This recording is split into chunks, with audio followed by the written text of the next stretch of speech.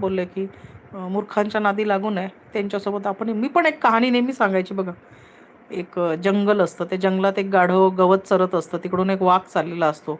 तर तेवढ्यात वाघ आपला आपला चालला असतो, पण तो सहज गाढवाला गाढव एकदम आनंदी गाणं म्हणत गुणगुणत असा मस्त आनंदाने गवत खात असतो. आणि त्या वाघाच्या कानावर शब्द पडतात, काय, वा वा वा वा, काय मस्त ताजं ताजं निळशार गवत आहे. तर तो वाघ म्हणतो, हॅ, निळशार, तू वेडा आहेस का रे म्हणे, गवत हिरवं आहे म्हणे. तो म्हणतो, तू वेडा आहे का, तुला दिसत नाही का म्हणे गवत निळं आहे म्हणे, गवत निळच असतं म्हणे. तो म्हणे, अरे गवत हिरवं असतं बाबा, हिरवगार गवत म्हणतात. तो म्हणतो, नाही, निळशार गवत आहे. वाघाला येतो राग, त्याचा इगो दुखावतो यार. गवत हिरवं आहे धडधडीत, आणि हा निळं कसं काय म्हणतोय. चल म्हणतो, आपण राजाकडे जाऊ. मग तो म्हणतो, चल राजाकडे जाऊ. गाढव असते शेवटी, जाते राजाकडे. दोघं जण राजाकडे जातात. मग मंत्री संत्री सगळे बसलेले असतात, आणि दरबार चालू असतो राजाचा. तर राजा म्हणतो, काय झालं. तो म्हणतो, आम्हाला दोघांमध्ये खूप भांडण झालं आहे, तर आम्हाला तुम्ही योग्य मार्गदर्शन करा. मग सिंह म्हणतो, हां बोला, काय काय म्हणणं आहे तुमचं. तर मग ते म्हणतो की मी असं चाललो होतो आणि माझ्या कानावर पडलं, हा गाणं म्हणत होता आणि गवत खात होता आणि म्हणत होता, वा वा वा, काय मस्त निळशार गवत आहे. तर मी याला बोललो की गवत हिरवंगार आहे. तर हा म्हणतो, नाही, निळं आहे. मी म्हणतो, हिरवं आहे. तर तुम्हीच सांगा म्हणे. सगळे मंत्री संत्री सगळे शॉक. हे काय भांडण आहे असं. मग सिंह म्हणतो की अ, सिंह काय म्हणतो की मंत्री म्हणजे मंत्र्याला आदेश देतो की ताबडतोब नाही, म्हणतो, ठीक आहे, मी सांगतो तुम्हाला, गवत हिरवं आहे का निळं आहे.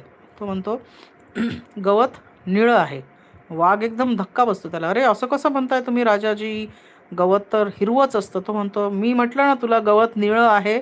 आता यापुढे एक शब्दही बोलायचा नाही, नाही तर तुला आतमध्ये टाकून देईल. तो म्हणतो, नाही, पण कसं काय म्हणे, गवत हिरवंच असतं म्हणे. राजा, तुम्ही कसं काय म्हणे हा चुकीचा निर्णय देत आहात, तुम्ही माझ्यावर अन्याय करत आहात, असं तो हे करायला लागतो वाघ. तर सिंह चिडून जातो आणि म्हणतो, "अं, मंत्री आपल्या यांना बोलवा आणि याला जेलमध्ये टाका." तो बिचारा इतका हे करतो, तडफडतो आणि हे करतो, आणि त्याला जबरदस्ती उचलून जेलमध्ये टाकून देता. गाढव खुश होतो. थँक्यू राजाजी, धन्यवाद धन्यवाद. सगळ्या दरबाराचा धन्यवाद म्हणतो आणि नाचत नाचत बाहेर चालला जातो. सगळा दरबार सुन्न, कोणाला काही बोलताच येईना. अरे गवत तर हिरवंच असतं, आता आपण जर बोललो तर राजा आपल्याला पण जेलात टाकेल. त्यामुळे सगळेजण, बरं बरं, गवत निळच असेल बाबा. तर राजा म्हणतोय, म्हणतो गवत निळच असेल.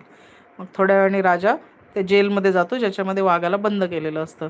तिथे राजाला पाहून वाघ म्हणतो, राजाजी, तुम्ही माझ्यासोबत अन्याय का केला, तुम्हालाही माहिती की गवत हिरवं असतं, मग तुम्ही का म्हणून असं निळं गवत असतं म्हणून मग उलटून मलाच जेलमध्ये टाकलं.